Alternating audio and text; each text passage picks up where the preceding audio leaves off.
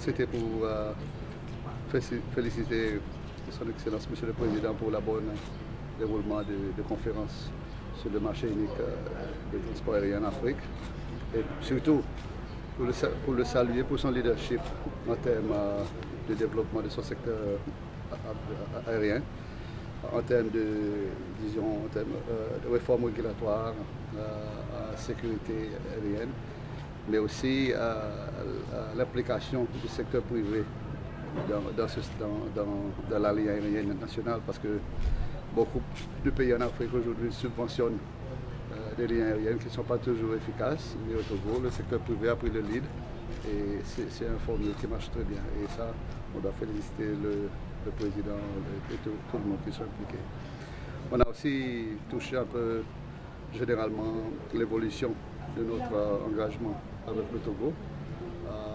On constate que le portefeuille se comporte bien, le décaissement avance bien. Et on a félicité aussi le président pour ça et pour la très bonne collaboration qu'on a avec tout le gouvernement, notamment le ministre de Planification et le ministre des Finances, qui sont nos principaux collaborateurs. On a discuté un peu l'appui budgétaire qu'on va encore faire cette année pour le Togo. On va accorder 40 millions de dollars pour l'appui budgétaire pour cette année calendrier, qui est notre année fiscale.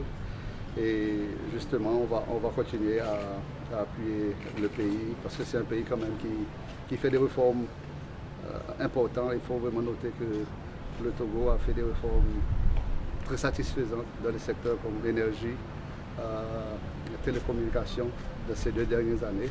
Le Togo est un leader dans l'aviation en Afrique. L'aviation en Afrique se développe, mais ne se développe pas trop bien. Il y a beaucoup d'éléments qui ne fonctionnent pas, on n'a pas encore libéralisé.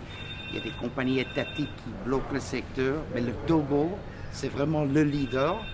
Le leader pas seulement comme exemple, mais aussi cette conférence de la libéralisation.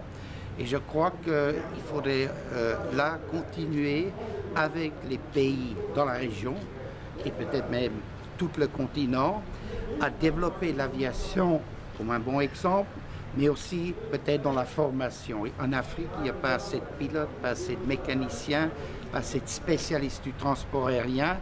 Et là, on commence à réfléchir qu'est-ce qu'on pourrait faire, des centres de formation, des capacités, parce que l'Afrique a besoin d'un réseau aérien efficace, sûr, et surtout que la population peut acheter des billets à des prix raisonnables et pas des prix gonflés à cause de inefficacité ou d'autres problèmes.